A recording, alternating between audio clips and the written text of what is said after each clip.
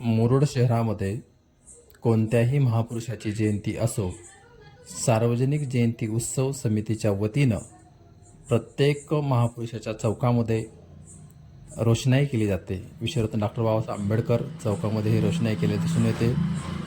त्याच पद्धतीने माता अहिल्याबाई होळकर या चौकात देखील रोषणाई केलेली आहे.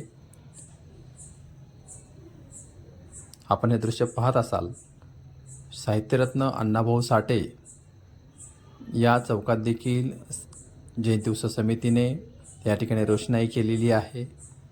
त्यानंतर छत्रपती शंभूराजे चौक या ठिकाणी देखील सार्वजनिक जयंती उत्सव समितीच्या वतीनं या ठिकाणी रोषणाई केलेली आहे.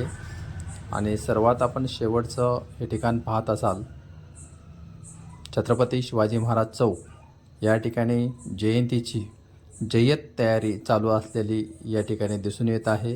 हे संपूर्ण चित्र मुरुड शहरामधील आहे.